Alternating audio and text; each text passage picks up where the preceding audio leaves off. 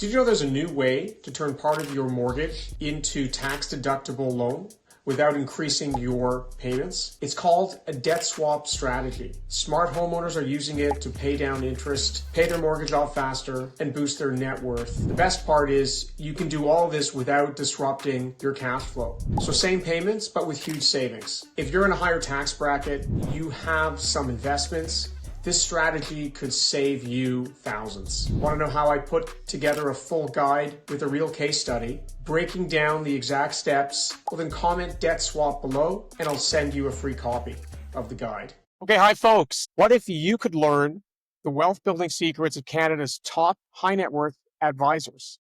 Today, we have the privilege of speaking with Nick Steele, a senior wealth advisor and portfolio manager at Wellington Altus, who's been helping business owners, retirees, and entertainment professionals secure their financial future. Nick, welcome to the show. Thank you for having me, Robert. Great. Good to be on. Yeah, for sure. Nick, you've built an incredible career in wealth management. What initially drew you to this type of field, and how do you think your early experience helped shape that? Well, thank you for the kind words. I've been in the business for about 20 years now. I think one of my bios at 16, but it's going on 20 now, starting back in 2003 at TD Waterhouse. It was interesting. I wasn't originally interested in this industry, and then my dad was investing in year 2000. So if you think about year 2000, this is the height of the stock market tech bubble. So he was investing online, doing it himself. And he introduced me to the market, and I was just blown away. I said, okay, this really interests me. And there was finally something that I wanted to study. I didn't know what I wanted to do before. So anyhow, it was really a real eye opener, and sort of that was the beginning. And then I just started studying all there was to know about the markets, reading books, and went back to school for business. So that was sort of how it all happened. But it was a real good lesson learned because we were buying into stocks at peak valuations, and I had no idea what I was doing. Bought JDS, Uniphase, and Oracle, and all these high-flying tech stocks, only to see them go down 80%. So that really shaped my, sort of future and the lens that I looked at investing from that day forward, becoming more of a value or GARP investor. So it was quite the learning. Thankfully, I didn't have a lot of money then. Anyway, that's how it all started. Interesting. Now, so you're a founding member of Selkirk Wealth Management Group. And so what was your vision when you started? How was that evolved? Yeah, the vision's it's still the same. It's evolved in a few ways. So the onset, I said I do like helping people. So the mission was, help people make money, secure the financial future, and help them with their tax planning and provide a holistic view. And obviously, and then as well from my family perspective, it was I want to have a career where I can have the opportunity to potentially make a good living to support my family. So but sticking to the practice, the holistic part has always been the same. How it's evolved, though, I would say, is when we first started out, we mostly used managed money. So just third-party managers, mutual funds, or what's called an SMA, where they buy individual stocks, but entirely farming out the asset management side. And what changed about halfway through my career, I got my portfolio manager designation, and I decided to start trying to manage individual stocks myself. So that's evolved where we've run our own portfolios over the last almost 10 years now. But Excellent. but aside from that, really the business is the same, and we're doing the same thing. Only we've sort of, I guess, branched out more to specialize in certain areas, like you mentioned, entertainment professionals, business owners, and retirees. So Yes. And I know that, listen, many people think of wealth management as just investments, but mm, you take a more holistic approach. mm. So what are the biggest misconceptions you would think about what you do? Yeah, I would have to say, well, especially if you think about some of those commercials you see on TV, right? Whether it's Wealth Simple or whatever, they make it sound so easy, or that, our job isn't worth paying an advisor for, I would say sometimes. But I think our clients, especially our higher net worth clients that are more sophisticated, very busy, don't have time, they realize how many things we actually do and how much time it saves them. So money management, so I made a long list of things that we actually do. And I think some people are surprised, like if they're earlier on in their investment career, they haven't used a full service advisor, because we're doing foreign exchange for our clients. We're doing cash management for their business. We're moving money back and forth from the corporate bank accounts, getting them better yields. We are preparing their tax documents, sending them to their accountants. We are providing performance reviews. We're giving insurance quotes for life and disability. And there's a bunch of other things we do. And then money management is sort of just a piece of that. Whereas that's really, I guess, what I would say is the biggest misconception, that you can just go buy ETFs and then you've got a good financial plan. Yeah, I mean, as you said, yeah, that's what most people, I guess, believe that investing or managing money is really about, is just going out there and buying a whole bunch of ETFs in the marketplace. But there's a whole lot more to it Mm. that behind the scenes that you just don't see. And there's a lot more that you're involved with, as you said, with high net worth people who see the value. Even just, and it could be a simple thing. Like, it's amazing how many new clients we'll meet and we'll say, is your tax-free savings account maxed out? And quite often they haven't been utilizing it. They'll be investing a bunch of their money and they're non-registered. Meanwhile, they can have $100,000 in each TFSA between them and their spouse and say, okay, well, here's, just one of many things that you should be doing. And that can save them a lot of money in tax down the road. For sure. Now tell me, you've over 16 years of experience here. So you've navigated clients through bull and bear markets. Talk to me about what's working now and how high net worth individuals should be thinking about wealth creation. Yeah. So the question being, sorry, just to frame that question again. So you're saying, Yeah, so I wanted to talk more about, what's working now Mhm. and how high net worth individuals should be thinking about wealth creation. So you mentioned how you're working with business owners, retirees, and entertainment professionals. What do you think some of the biggest financial challenges that these groups are actually facing? Well, I would say there's a misconception out there. The biggest issue, it depends what you're talking about. If it's a high net worth individual that has more money than they need, that's different than someone who really needs to make sure they have enough money. Yeah. Well, I would say just common themes that actually apply to everybody, whether you have $2 million or $100 million. It's amazing. Even if you have $100 million, some of those people are still worried they don't have enough money. The key is, making sure that your spending is in line. So I always tell people, if you think about 5% as a return or a spending amount that you shouldn't spend more than. So if you have $2 million, 5% is $100,000 of income, because you should be able to grow your money faster than the 5%. So my idea is to not eat into your principal, still allow your money to grow, but only spend 5%. So that's a good starting point. But then the biggest challenges I would say is, so people want to have secure investments, and that would mean not having a very volatile portfolio, which the stock market can be quite volatile. But they want the returns.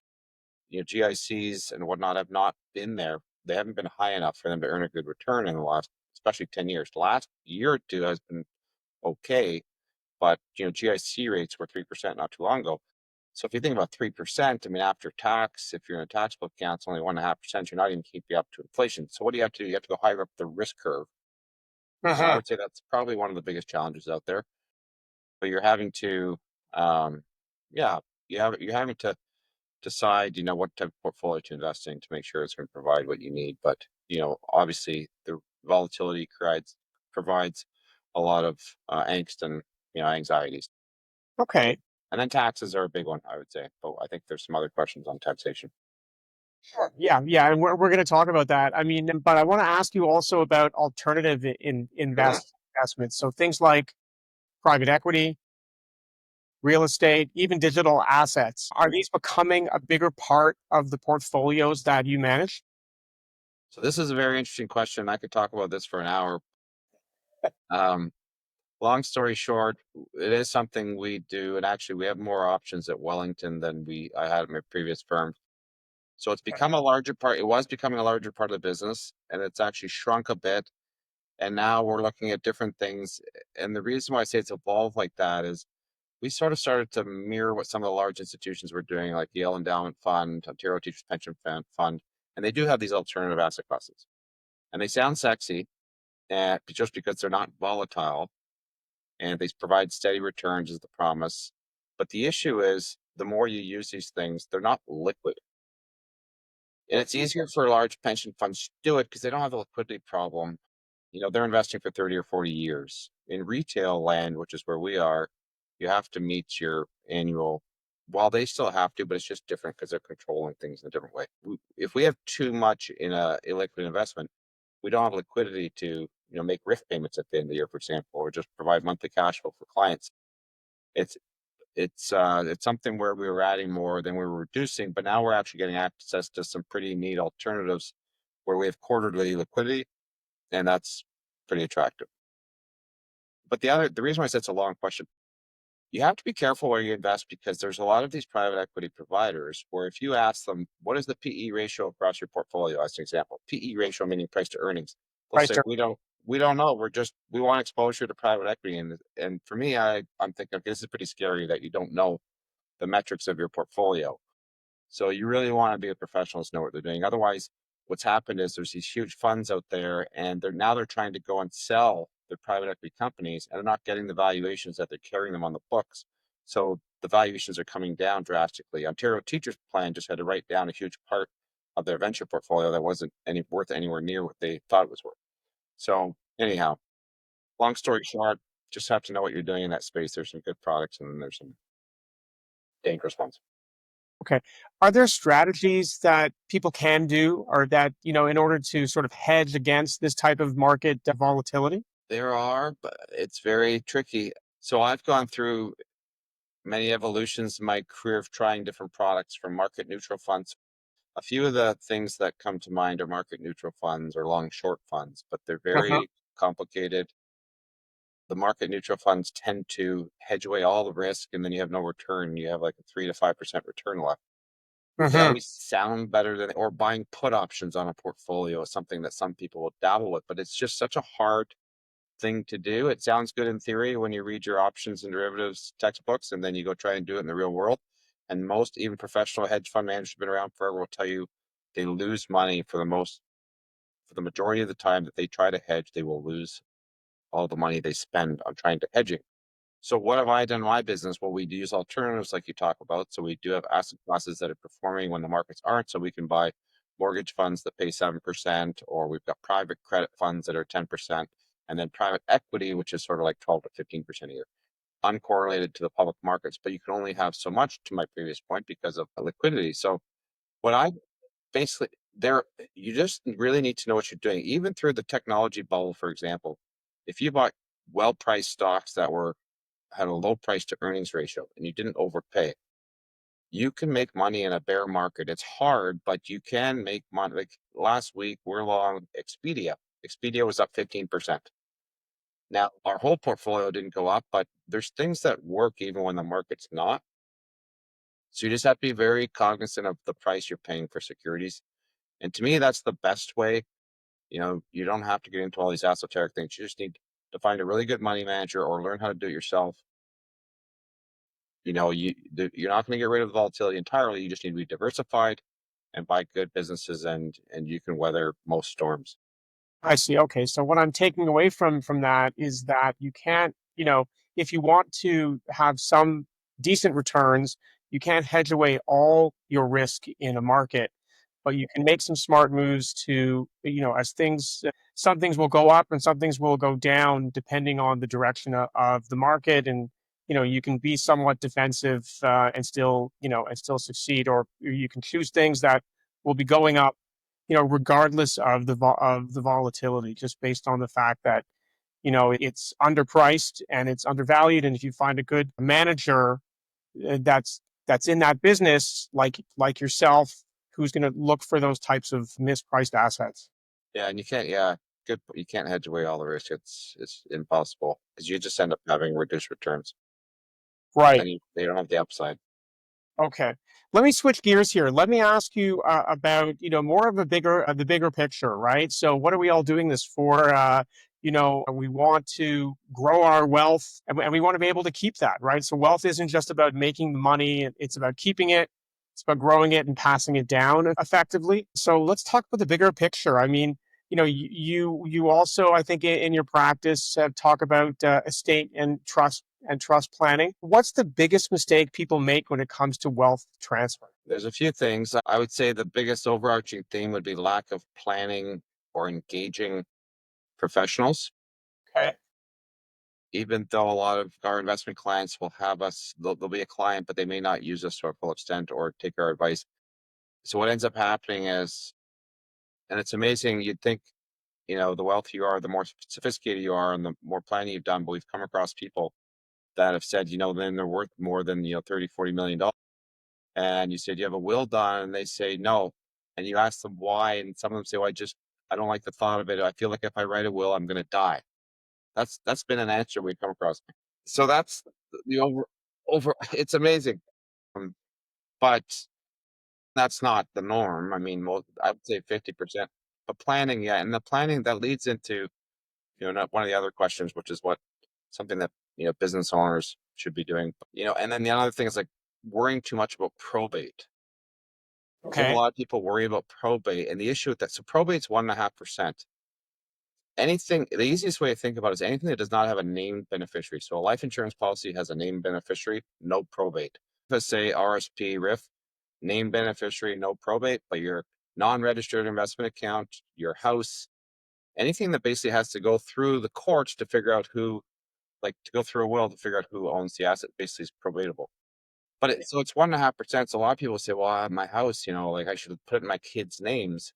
But you can make a huge mistake, by transferring something 1.5%, whether it's a lawsuit, let's say your kids are in business, or, there was a divorce and you didn't want, half of your house going to, because a lot of people need to live off their, or if it's a non-registered account. So the 1.5% could be very cheap compared to losing 50% of your assets. 1.5%.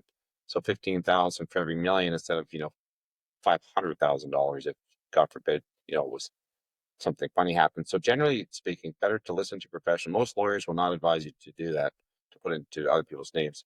And then just not planning enough. Some people, it's sad, but a lot of parents think their kids get along well, and then once they pass away, it's amazing when greed takes over and people start fighting over assets. So you want to leave the least ambiguity possible to make sure assets are divided and not, in my opinion, I mean, some people say, well, you don't want control from the grave, but if you don't want your family to fight, do a lot of planning and make it fair and make sure the assets are clearly identified and that they're not having to just decide. Even from things like family pictures, you'd be amazed. Things like that, people will squabble over them. So, Okay. Interesting. uh, Interesting. Um, and so also then, if sorry, there was one more big thing. There was, uh, while none of us know when we're going to pass away, having too large a RIF is really bad because half of that money will go to the government if you pass away with it. So if you had $1 million RIF, it all comes in as income in the year of death, like $500,000 will go to the government. But the tricky thing is you don't know when you're going to pass away. So it's, you don't want to take all the money out 10 years too early. And if we knew when we were going to pass away, it'd be easy to plan for. But what we do is you get older, we just try to accelerate the RIF withdrawal. And even though it might be at a higher tax rate than your minimum RIF withdrawal, at least it's at a lower tax rate than 50%, let's say. okay. And then, so is that something you recommend for all your retired clients, or do you base it on their personal risk tolerance or their preference? Case by case basis. Some people it doesn't matter. They have too much income, so it's going to be 50% no matter what. So you just have to do some planning. I see. And then, so, I mean, that kind of leads me into the next question here. I mean, so then, with these high net worth individuals, how do they balance then, enjoying their wealth while also protecting it for future generations? It's a tough one to answer just because everyone's different. Some Okay. people will say, what was that saying? Skiing, spending my kids' inheritance. They like to ski and retire. Some people don't care about leaving it. Some do. Um, some people will use insurance. Let's say it's Yes. a big holding company and there's a lot of taxes to take the money out. So they might say, okay, we're going to protect this much for the family by providing a whole life policy or, Yes. term. But yeah, so it's personal preference. I mean, and some people, they're just going to leave whatever's left over. Their primary concern is that they have enough money So every family's different, and it depends how much money you have. But the tax planning is obviously an important part. So how do you enjoy your money, but make sure that it's going to be left in a tax efficient way? That comes back to the planning part of making sure that you've set things up properly so that you're going to reduce the amount of tax. But generally speaking, you're going to invest your money. I don't believe in this whole like increasing. Some people say you can take your age minus 100 minus your age, and that's how much you should have in fixed income or yeah, fixed income. So I haven't heard that one actually. I've heard the rule like the sorry, 4% rule, like the 4% rule. That I hear it right, doesn't apply. equity. It would be equity. So say you're 50 years old and 100 minus 50 would be 50% equity. Or if you're 80 years old, 100 minus 80, you'd only have 20% of equities. That's something you read in a textbook, and then you get into my business and reality sets in where some clients, I've proposed earlier on in my career, I would propose this textbook type stuff. Some clients say, Nick, I want zero fixed income. I want 100% equity. I don't care if I'm 80 years old. Why would I want my money? They're just very comfortable because they've invested for years. Okay. Warren Buffett will say the same thing. Why would I buy T-bills at 4%? I'm just very comfortable owning the assets that I own because I understand those businesses are hard to duplicate. If you buy a Nortel Networks or a weed company, as an example, like those were not good. It just requires doing the homework to have confidence in what you're buying is really that will be around for a long time. Like Warren always uses the example of gold versus, farmland. He'd rather own farmland because it produces something every year and we need to eat. Right. Yeah, Right. if you get comfortable with the asset you have, It's productive. yeah. Right. Interesting. And then so just sort of just to tie that up, I mean, like, so, as you mentioned, because, in my practice as a mortgage broker, I speak to people who are about to retire, retirees, entrepreneurs, maybe selling their business, and they're even still have mortgages on the books at that time Mhm. because they're selling their business. They have rental properties and so forth. What do you think the smartest financial move? And at the same time, they also have investments, stocks, other financial investments. But what do you think the smartest financial move that they can make today for these types of people when you speak to them in your practice? It really depends I would say the overarching theme though is most people want to get their mortgage down to zero. Now, but- and it's funny, the old 80-20 rule. It's like 80% of people are, or sorry, 20% tend to be outperformers in their area, right? Whether it's business or whatever. But it also sort of rings true with if I look at a client portfolio, there's certain people that want to take risk and the other ones don't. So it's a much smaller percentage of the people that would be willing to borrow to invest, for example. In my opinion, if you were to I do believe most Canadians have too much equity in their house. Our house prices are really high, right? As a percentage of income, we have the highest debt to income in the G7, I believe. We're right up there anyhow. That's because Canadians love plowing money into real estate.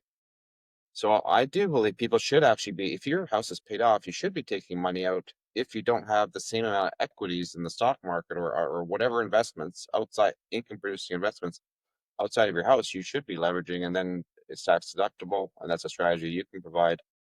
But you can't live off of your house. So a lot of people, I see them grow into their old age. My grandmother was a good example on my mom's side. Cash poor, house rich. The most money she ever made was when she sold her house to go into a retirement home, and I invested her proceeds mostly in equities, not a lot of bonds. She had the most cash flow she'd ever seen. She had more money than she could spend.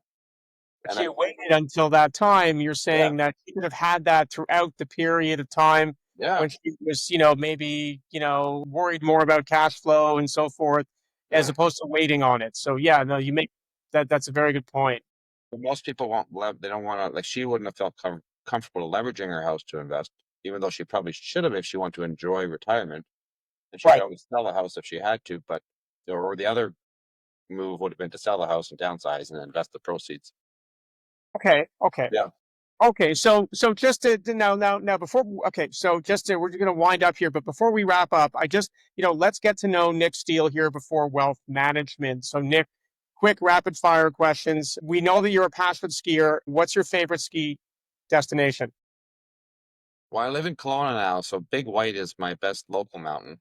Okay, yeah, I'd that's have to say great. Whistler Blackcomb has the best terrain. Whistler Blackcomb. Sure. Okay. Keeping it in Canada. Very good. Uh, golf and hockey. Do you prefer playing or watching? Definitely playing. I went to one golf tournament before. My wife and I left halfway through at the Canadian Open to go play golf because I didn't like watching it. Okay. Wow. Okay. So if you could give one piece of advice to your younger self today about wealth management, what would it be? It's tough. I would have rather invested more earlier, Okay. and I should have known more earlier. I should have Okay. started learning about the stock market much, much earlier in my teenage years. Okay. Could have been Yeah. putting 20% of my money away into the market, which my dad advised me to, by the way, but I just spent more than I should have in the early days. But then once I started working my career, then I was putting money away. Right. Great. Okay. The other big thing I would say was not just learning about the market. You can be really misled because so many people have read The Intelligent Investor and they think you should just buy value stock. This is a really big lesson, actually. The most wealth I created was by buying growth stocks in my life, which was actually Tesla. But I learned late. Like, look at me, I've been in the business for 20 years. I didn't really hit it big on Tesla until 2016, 18 time frame. The 18 is really the time range. That's only, 7 years ago. I missed Apple because it was too expensive. The PE ratio was too high. I missed Amazon because the PE ratio was too high. But you just really need to understand you want to get in early on a trend. And if it's really growing and the top line revenue keeps growing, it's a really big addressable market, then yeah, you want to seize the day and it'll change your life. Okay. Good advice. Nick, it's been an incredibly insightful conversation. Where can listeners connect with you and learn a little bit more about Wellington Altus and your work? Best way is to go to our website and you'll find my contact information at selkirkwealthmanagement.com. Just subscribe. You can get in contact. I think it's an RSVP for a meeting. It'll come to our inbox. And then we have a newsletter which will keep you in touch with what we're thinking about the markets and some tax planning ideas. And if you find me on Twitter, it's harder to find me, but through my website you could find me. Well, sorry, not Twitter. Okay. Okay. Fantastic. Okay. Well, that's it for today's episode. If you enjoyed this conversation, make sure to subscribe and leave a review. Until next time, keep building your wealth wisely. Thank you.